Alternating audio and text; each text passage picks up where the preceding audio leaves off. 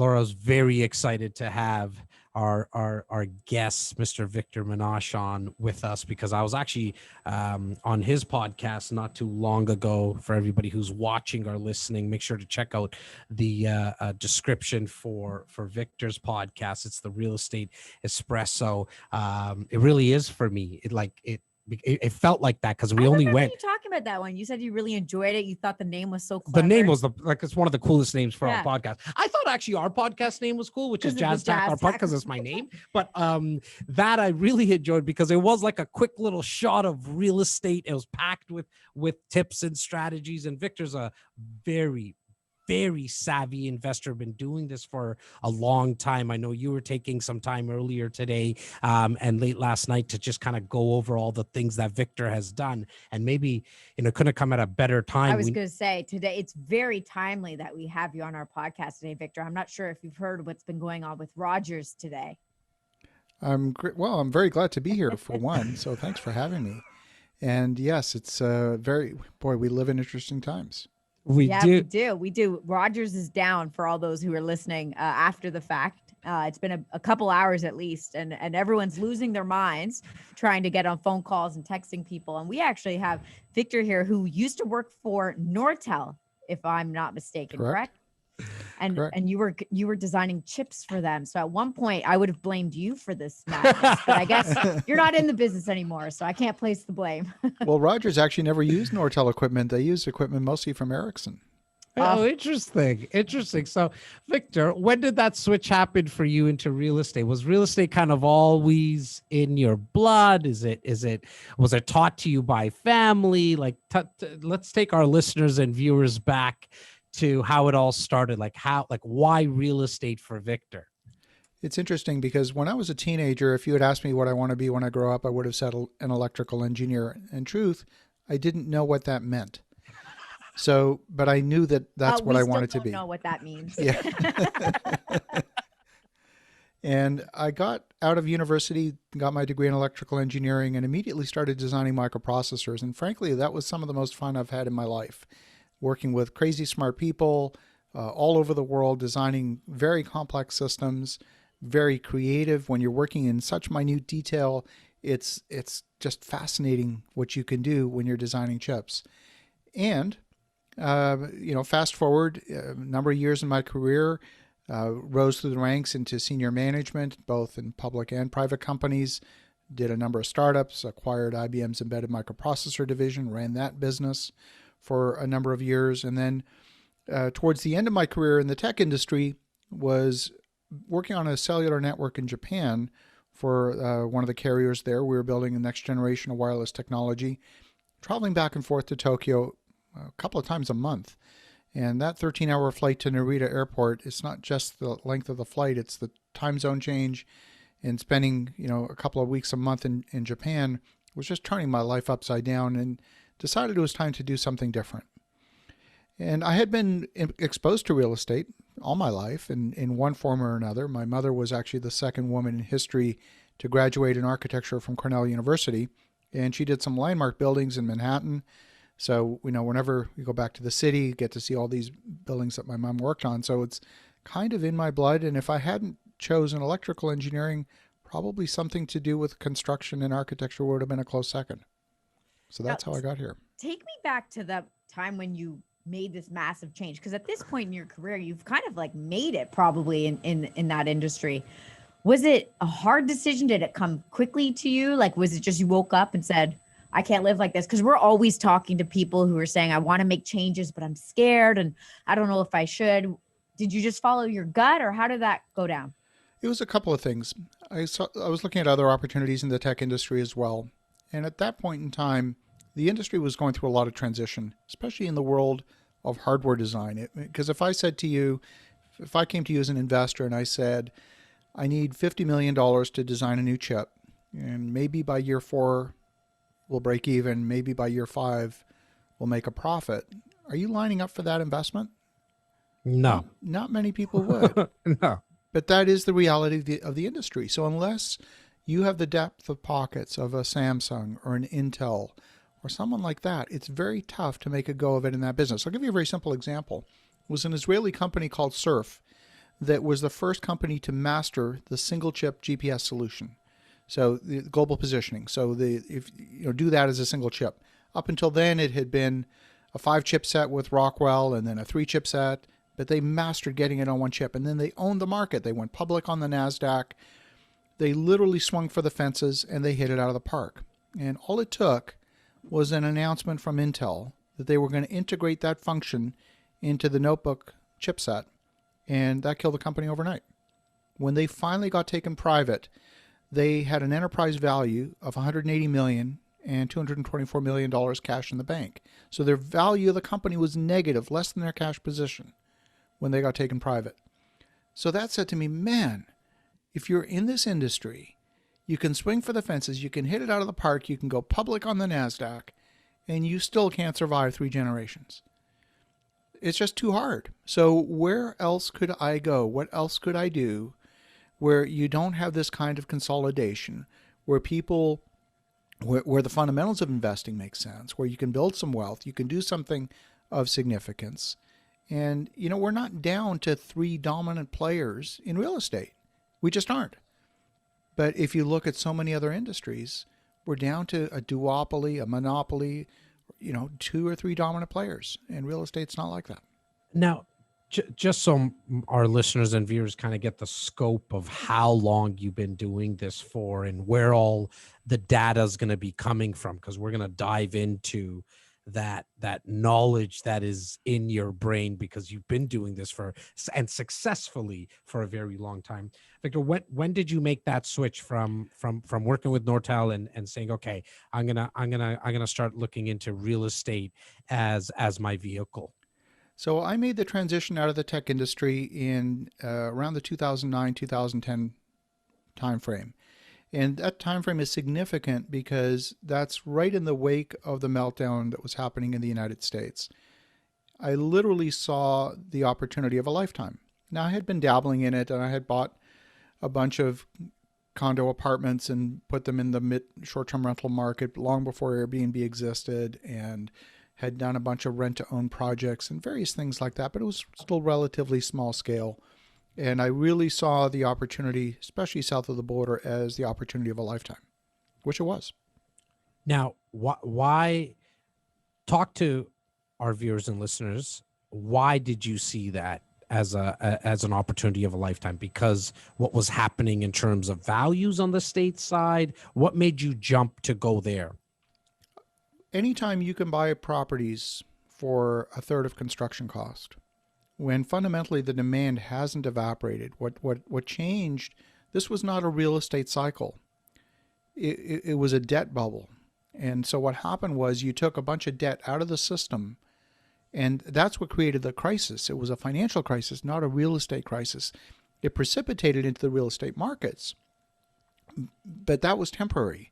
And the proof of that is when lending opened back up again and they figured out how to underwrite deals again and all of that sort of stuff, values pretty much restored to where they were pre-2008 levels. It was all driven by supply of money and for the lenders to figure out how to lend. They'd lost their way. We didn't experience the same downturn here in Canada because the way we underwrote loans was fundamentally sound. Well, back then, I mean, I was still in the business. I got into the business in 2005. We were talking about, and Laura, were you in the business in 2008, 2009? No, I had just graduated from university. So I was just entering the workforce and the world collapsed. Yeah. So lucky me, I'm so glad I have a degree that's useless. But I remember talking to clients here in Canada and specifically the GTA, and they were all freaking out that what was happening in the States was going to happen in Canada. And yeah, we caught a little bit, like we started coughing and sneezing a little bit from the cold that the States caught. And maybe in today's recording, it's not the best analogy to use, but the viewers and listeners get where I'm going. But we just don't lend money the way that Americans specifically did back then. I mean, if you could walk, talk, and chew gum at the same time, you were able to get a mortgage and you didn't need to show anything. Where here in Canada, I mean, you can be employed, you could have great credit, Mhm. you could have savings, and they still put you through the ringer when it comes to getting mortgages. Yeah, right? you know what? Prior to that, I have family and friends who are in the US, and they always seem to have so much, Yeah. like their houses were big and they had TVs and all the new technology and everything. And I remember being so envious of them when I was younger up until this point. And then I thought, maybe we don't have it so bad. Well, I mean, I think Canadians are definitely a lot more conservative in that sense. But then to what Victor's point is, I mean, you get to see a lot of opportunity. You possibly, sorry, let me rephrase that. You possibly can take advantage of a lot of opportunity. What types of properties were you investing in back then in the 2010, 2011 time, Victor? This is the humbling part of the conversation, because if I knew then what I know now, I certainly would have approached things very differently. It was the opportunity of a lifetime. I did not capitalize on it anywhere near the potential that it really represented. So I started out, like many people, flipping houses. And look, I had raised a lot of capital. I had taken one company public. I had done a number of private placements, done 5 different mergers and acquisitions. And I, like many people, started at the bottom doing individual single-family homes, when in fact I should have been going after larger portfolios. So I look back on that time period, got in with some of the wrong partners. I remember waking up one day saying, wow, all those great deals were badly managed, and that was a waste of 2 years of my life. Now, I ended up learning lessons that I thought I already had learned previously in my career, yet it seems that I had to go through that learning process again for a second time. It was very humbling. To fast forward to today, I really am very, very careful not to get in, really pay attention to who you have on your team. It's everything, everything, everything. It's not about the deals. And at that time, I was making it too much about the deals. Now, Victor, a lot of people talk about that, right? And we do a lot on this podcast. Like from a real estate perspective, we call it your real estate all-star team. But we also talk about it from a business perspective, a life perspective. Like you are probably going to be the average of the 5 people that you hang out with, audit who you spend time with, the importance of your network, because it will determine your net worth. So these are all great messages, and even what you spoke about. But what would you have changed about how you went about choosing that team? Like, what was it? And like specifically about certain partners, like, so this way our viewers and listeners don't make the same mistake that you've made, I've made, Laura, we've all made the same mistake. Like sometimes I don't know if Laura's the right co-host for me. I'm just playing. I mean, people love her raspy voice. You make the same mistake daily. Yeah, she probably says that about me more than anything else. But so people don't make the same mistake, what would you have done differently? I think the number one mistake that I made was going after projects that were too small. And I ended up attracting partners that were in that space, in that mindset. So, there's an entire spectrum of folks in the business. At one end of the spectrum, you've got 2 guys in a pickup truck. At the other end of the spectrum, you've got all of the big boys. You've got Tridel, you've got Great Gulf, you've got all the big established players, Gazzetti, and so on, to use Toronto examples. And it's those folks that are at the opposite end of the spectrum, and then there's a bunch in the middle. Now, if I'm approaching someone like a Tridel, why do they want to do business with me? What do I have to offer them that's going to be a game changer for them? Probably very little. But maybe there's folks who are somewhere in the middle of that spectrum where I can bring something of value, and they can bring something of value to me that will be complementary. Maybe I offer them an extension into another market that they're not part of, or something. It's a matter of finding those right relationships and focusing on cultivating those relationships. And it takes time. It really does. It doesn't happen overnight. If I was to go back and do it again, I would have focused more of my energies on that rather than saying, oh, wow, this one's a deal, shiny penny syndrome. Wow, this one's, a third of construction costs. Let's go snap that up.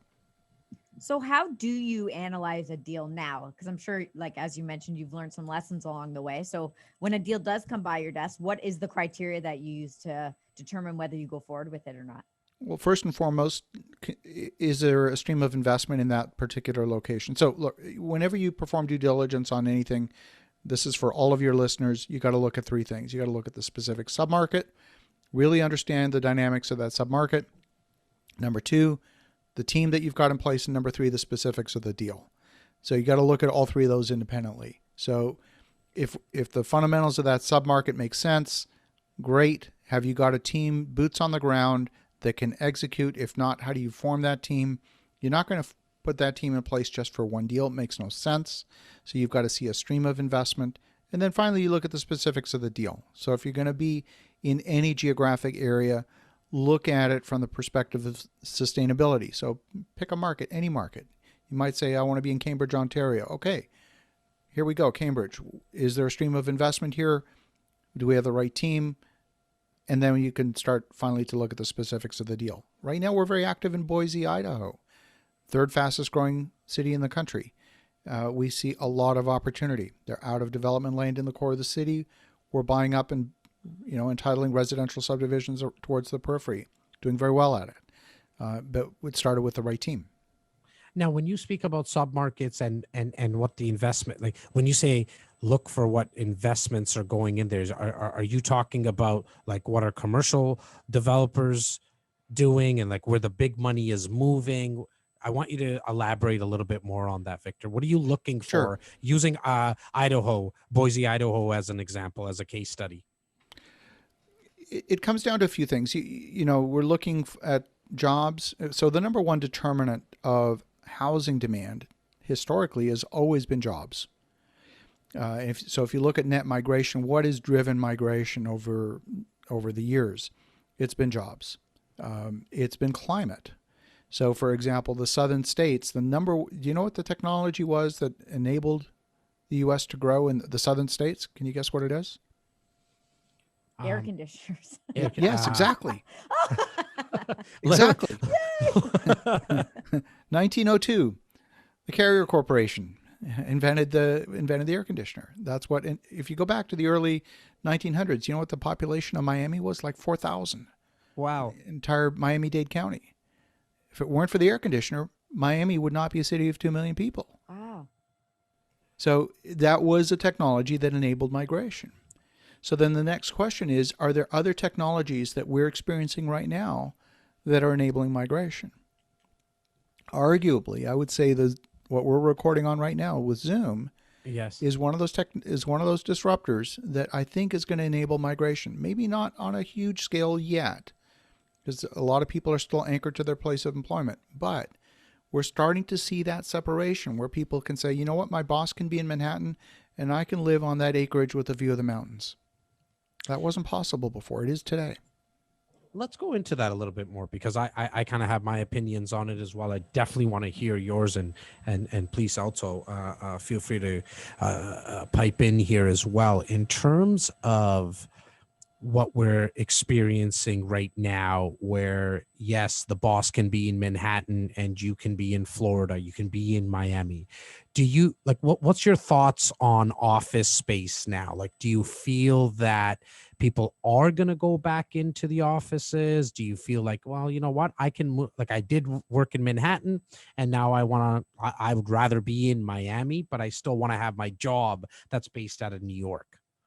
I think a lot of the trends that we're seeing accelerating right now started pre-pandemic. For example, I did a lot of development in Philadelphia, and for whatever reason, there were a lot of New York accents in the Philly market. So what was driving that? If you had a 6-figure income and you lived in Manhattan, you had a roommate because that's all you could afford. Mm-hmm. Now they put in the high-speed rail. In an hour and 10 minutes, you could be into Penn Station. And you could live in Philly for a quarter of the cost or a fifth of the cost and have a better quality of life. And if you needed to go into the city a couple times a week for a meeting, you could still do that. And it'd still be pretty time efficient, less than a commute crossing the George Washington Bridge if you're driving in a car. So that opened things up. So these trends were already underway. If you look even in the Toronto area, some of the major law firms like Norton Rose, they're skinning down their footprint in the core in downtown Toronto. Now, it doesn't mean that they're sending everybody home. They're not eliminating the office, but they're reconfiguring it. They're going to put a lot more conference rooms. They're going to have a lot more hotel space. So you're not going to have your files permanently in your own dedicated walled office. Your files might be at home. They might be all electronic files, perhaps. But they're reconfiguring, and they'll save a couple million a year in rent just by reducing the floor count in some of those towers that they currently occupy. Well, see, Laura, I'm on to something when I'm telling you guys to save everything on your Google Drives and not have, you're always asking for cabinet space. I'm old school. I got you a little rollaway here beside me that you can put your files in. Just for my own knowledge, what's the state tax in Pennsylvania as well? I mean, I think does that have something to do with it as well? Because obviously in New York, you're paying close to 50-60%. Well, yeah, taxes in Pennsylvania are not dramatically different from New York State. I wouldn't say that it's a huge difference. It's not like Florida where there's zero state income tax. There's a lot of people with New York accents living in Florida right now. First starting with second homes and eventually moving permanently. I mean, look, you've got folks that have moved from California to Florida. I'm thinking of guys like Tony Robbins. I mean, he moved from his little castle in San Diego to West Palm Beach. The state of California bought him his place in Palm Beach for free, just with the tax savings. Yeah. I mean, yeah, it's just with the tax savings. I mean, Elon Musk has done the same thing. He sold all of his real estate holdings in California. He in the public filings, they're saying that he was going to exercise about $1 billion worth of stock options this year. With the new high income tax rates in California, he would owe the state of California $168 million. Now, as a Texas resident, would you move to Austin, Texas for $168 million? I would. Definitely. Right? So, yes, there is absolutely tax migration. There's no question about it. These are the tax problems I want to have, by the way. Yeah, I just know. as a side I note. know. Those are good problems to have. Well, it's funny to watch what the governor over there in New York is doing, because they're still increasing. I mean, the last report that I read maybe about a week ago, it was that they're strongly considering increasing the state tax as well. So it's almost like they don't want to fix this problem of people leaving. Like, what's your thoughts about specifically Manhattan? Because you got your foot to the ground in the States as well, way more than we do, Victor. I'm just curious on your thoughts. Like, I mean, to me, New York, after Toronto, and it's because I'm biased. I'm born and raised here. I think Toronto's the best city in the world. But I mean, New York is New York. Like, do you see people not coming back to Manhattan? Here's the thing. And so my parents lived in Manhattan for 25 years, so I know it very well. My mother designed buildings there, and will the wealthy still go there? Some will maintain their place there. Yes, there's no question. But will they maintain permanent residency there? That's not clear. I mean, my uncle, who owned a seat on the New York Stock Exchange, he lived on Fifth Avenue overlooking Central Park. But he was a Florida state resident. He had his place in Palm Beach. Right. So he spent enough time in Florida that he was not paying income tax to the state of New York because it made a difference. At a certain point in time, if it makes a big enough difference, people will make the move. And when you look at where the tax base is coming from, it's not coming from the greeter at Walmart. It just isn't. It's coming from the folks that are creating businesses and creating wealth and all of that. So, you can look at the tax code as a way to extract revenue from the population, or you can look at the tax code as a series of incentives. I think both are true. So, you look at the rules and what incentives are the rules creating? A good old-fashioned loophole. Now, I'm curious. A lot of our listeners are from Toronto, or they're Toronto investors. We've spoken a lot about Manhattan. What are your thoughts on Toronto? Like, we don't always follow the same rhyme or reason as Manhattan. Like, would you be investing in Toronto right now? Or are you kind of thinking that market's oversaturated and people are leaving? Because we've had about 50,000 people, I think, leave during the pandemic. From like our boots on the ground, we feel like people are coming back. What are your thoughts on that? It's always two sides to the equation, both supply and demand. Historically, Toronto's added 125,000 new residents a year.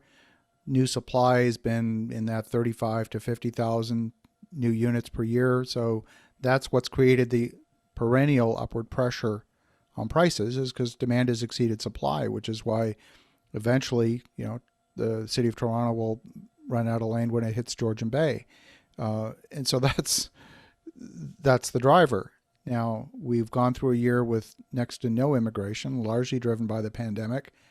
If what the federal government is saying is true, that this year will bring 350,000 people into the country and continue to do so for the next 2-3 years, I don't see the supply to meet that demand. Yes, there's 30,000 units for rent in the core of Toronto. That's unprecedented. That'll get soaked up. We start bringing in that amount of immigration. Ottawa's full. We don't have the inventory. Vancouver's full. Calgary's got a bit of room. Edmonton's got a bit of room. Where would you put 350,000 people today if they landed up on our doorstep? It's not obvious. Layer on top of that, we have a large number of Canadian citizens currently residing in Hong Kong. Official number is 300,000, unofficial number 500,000. With the changing regulations in Hong Kong, I think it was in January of this year, it was announced that if you had dual citizenship, you had to choose. That's both whether you had British nationality overseas or a Canadian passport, U.S. passport.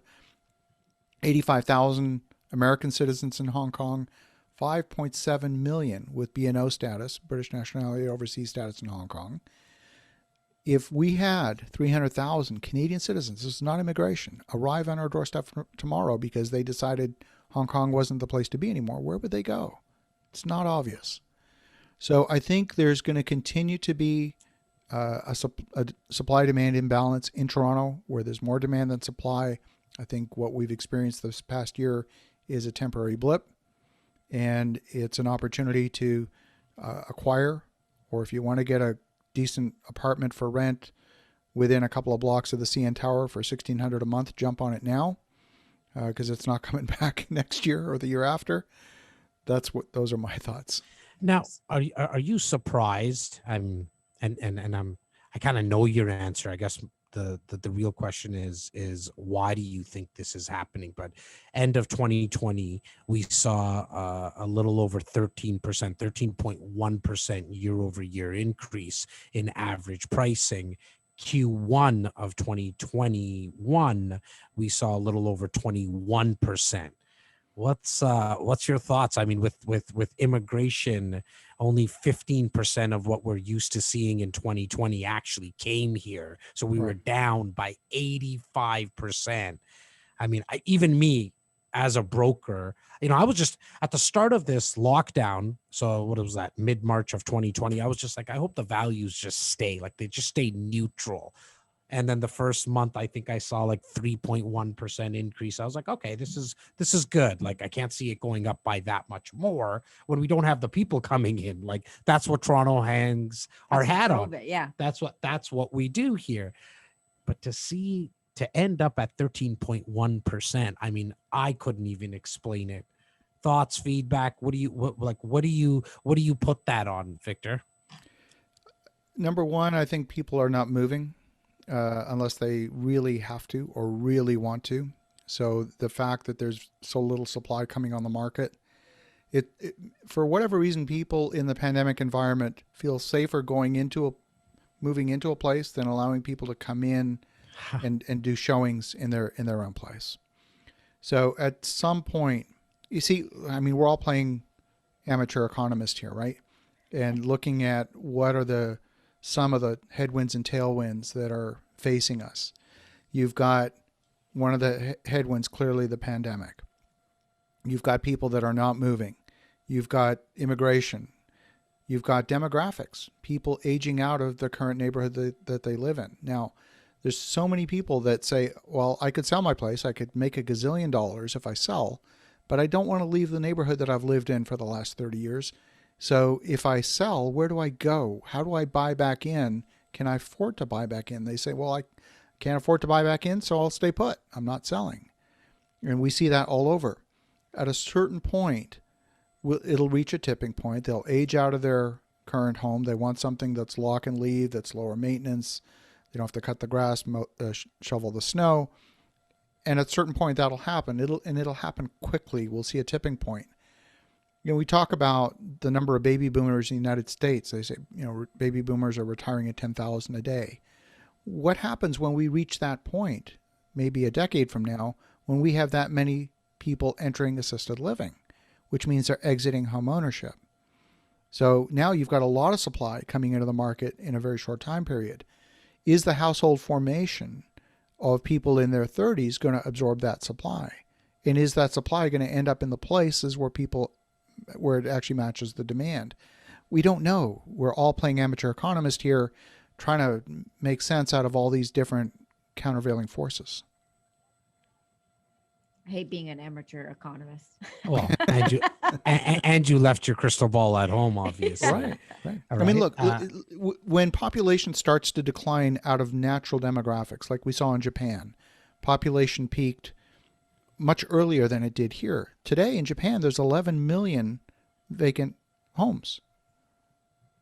That's a big number. Yeah, that's a huge number. That's a huge number, right? And it's all driven by demographics. People talk about Japan's lost decade. Well, Japan's lost decade coincided with the peak in population. Population started to decline at that point. Now, Japan does not have significant immigration. Russia, same thing. Their population's declining. Population in the United States will decline as well. Population in Canada is actually declining. It's being offset by immigration. Right. Now, when you spoke about Japan, again, just for my own interest, I take it that's outside of Tokyo. Like that's like where are those vacant properties? They're sitting? All over the place. All over. Yeah. I mean, used to be Tokyo was the most expensive real estate in the world. Today it's still expensive, but you can get places fairly inexpensively because there's so much more supply than demand. And Tokyo is not one city, it's a whole bunch of cities. It stretches from Yokohama all the way to Chiba, and beyond. So there's many, it's really one continuous city that goes up the entire coast there. And one thing that we never mentioned as well, just interest rates, right? One of the main reasons we saw the numbers in 2020 as they were and Q1 here in 2021 is because you can actually lock in a 5-year mortgage. And in all the years you've been doing this, Victor, I'm sure you haven't seen a 1.5%, 1.6 5-year fixed mortgage rate. Well, certainly that helps for sure. The thing that, I kind of put that in the category of free money, but then I almost view anything below 5% as free money, because if I'm making an investment, and I'm speaking strictly as a professional investor, if I'm making an investment and I can't see how to do way better than 5%, I'm talking, 20, 24% on an annualized basis. If I can't see way clear on how to do that, then there's no point investing. So I want to see interest rates kind of below that 5% target. But if we're below 5%, man, that's free money. It's kind of almost all the same. Well, I love what you said. I'm not sure if the viewers and listeners caught it. What Victor's looking for, and professional investors like yourself are looking for that 23 to 28% on year-over-year return. That when you're seeing that type of return and paying out 5%, you're still winning by 19%. Yeah. So sometimes we're talking to clients and look, I'm tapped out in getting mortgages. No, you're tapped out in getting mortgages with one of the financial institutions and or less than 2%, even a mortgage broker, but there's private lenders, and some private lenders, you can pick up a mortgage for 7-8%. If you're making 29% return, like, you got to think about it logically and see the forest for the trees. And unfortunately, not everyone does. Well, I feel like this has taken us completely full circle, because right when we started this discussion today, we were talking, Victor, about 2008 and how, in hindsight, looking back, you wish you had made some different moves at that time, or you wish you had seen more of an opportunity. And we've been saying it for a year now. Like, this has been an incredible opportunity for a lot of people. If you just, change your lens at which you look at something and look at the numbers, look at the data. Where is this going? Like, what are interest rates going to do? Where's the population going to come from? How many houses are we building in any area? It doesn't have to be just Toronto specific. You'll find that there's a lot of opportunity around. Well, Victor mentioned it as well. Downtown Toronto condos in August of 2020 were down in values by 10% compared to pre-COVID. As we sit right now at the start of Q2 of 2021, they're down 5%. So it hit rock bottom. The rebound is happening. There's still space in terms of white space and opportunity to make money. I was saying it a year ago, guys, downtown Toronto condos are for sale. Like we haven't seen this in a very long time where values actually dropped. I mean, I should have made a couple of investments outside of real estate. One was Zoom, because I was an idiot because we were on Zoom. We were already on it. We were already on it for a year and a half, like because of our international, well, really more like our West Coast investors. We were doing this for a long time. And even RBC's bank stock rates, I mean, I think they went down to at one point, like I think it was $65. I'm gonna look back. I'll have the team pull it out. But now, I mean, it's grown as well. But downtown Toronto condos, we saw this happening. Yeah. We knew this was coming, and now you're starting to see the values up. I want to change the conversation a little bit, Victor, because as a fellow podcaster, we have a lot of business people that listen and entrepreneurs. Talk about your podcast specifically. We obviously mentioned the name, but feel free to mention that again. But team, make sure we put it in the description here. How did that all come about, and what have you learned about yourself just being a podcaster? It's been a fascinating journey. I started listening to podcasts, believe it or not, in the early 2000s, before it was even called. Back then? Well, when the iPod first came out, and it was still had the little wheel on the front and all of that, you could download podcasts. And I got hooked on a lecture series from Stanford University called the Entrepreneurial Thought Leader Series, and they were publishing lectures from Stanford University way back then. So that's when I first got hooked on podcasting, was way back then, and got hooked on the Entrepreneur on Fire podcast with John Lee Dumas. Yep. Developed a bit of a relationship with him. Was in fact a guest on his show, and I mean, he's done over 100 million downloads. He was in fact just a guest on my show a couple of weeks ago. And I made a decision back then, because he was running a daily show 7 days a week. And I said, wow, well, if he can do it, I can do it. And it's one thing to put out an episode once a week or once a month, but to do it daily is a different heartbeat. And it can be a bit of a hamster wheel. But when I made that decision to put on a daily show, I was trying to come up with something that would fill a gap in the marketplace. There's lots of shows that are interview style, 45 minutes to an hour, and there's a lot of great shows, but people only have finite time. That is, the listener has finite time. So if they're going to listen to me or to you, and they already subscribe to 6 or 7 shows, who are you going to kick out? Are you going to eliminate Oprah Winfrey? Are you going to eliminate Tim Ferriss? Be realistic. Who are you going to kick off their list of shows that they listen to? So how could I design a show that would compete without competing? And I said, well, what if we had a show that was literally your morning shot of what's new in the world of investing? And we just did that as a 5-minute episode, just me on the weekdays, and then did the weekend edition with interviews from notable people from the world of investing. And then target not just the broad audience of rookie investors on up, but that more advanced audience, those folks that already have established a portfolio, and maybe they've hit a ceiling. Maybe they're 50 units and they want to get to 500, but they don't know how. Speak to that very specific avatar, that specific listener, then that would be differentiated enough in the marketplace so I could, in fact, compete without competing, because it's a different segment. And the feedback from the listeners has been that it's, number one, it's working. Number two, that they listen to my show first, ahead of some of the more established shows, because they know they can commit to 5 minutes. They can't necessarily commit to 45 minutes to an hour. And so now we just broke, I think, 1.3 million downloads. The show's doing great. It's a Real Estate Espresso podcast, and it's on pretty much every podcasting platform out there. So wherever you listen to podcasts, you're sure to find it. Now I get it. It's that quick hit in the morning, like espresso. Makes sense. Yeah. You didn't get it when I first told you earlier, like why his. Well, name? I just thought he really liked espresso. No, I didn't know it was a it's the 5-minute quick hit. hitter. It's just a quick little shot of espresso. I It's didn't know. awesome. And all my listeners and viewers, there is no competition. I love everything that Victor's doing.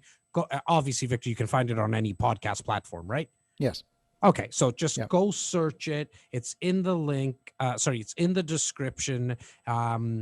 Make sure you give him feedback as well, because I know he's always open to it. I love the fact, especially for my listeners and viewers, it's a fantastic compliment to what we're doing, because we are speaking more to beginner investors, the guys and the gals that are from that 0 to maybe 25, 30 doors, and then you're taking it to the next level. Yeah. And I love it. So if you're watching or you're listening right now, do yourself a favor. This guy's lineup is second to none. Well, Jazz was on it. Well, sure. Yes. I'm not sure if you caught it, Laura, but Victor was saying like 5 minutes. I think I went 23 minutes or 25 minutes. Well, the weekend edition are longer. The weekend edition, we go. Okay. Oh, Jazz got a weekend. Oh, right. That's an interview style. That is an interview style. I love it.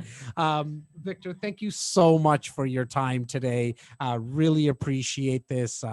We've known each other for a very, very long time, but now we're starting to collaborate a little bit more. And a big shout out to a mutual friend of ours that's no longer here, Mr. Simon Giannini. I mean, if he didn't cross our paths, you and I might not have met each other when we did maybe a decade ago. But as I was mentioning, we're really starting to collaborate and do more things. I'm very excited, not only for what you're up to and what we're up to, but what I think we might be able to do together. So thank you so much for your time. Thank you so much for having me. This was lots of fun, and we'll speak soon. Take care.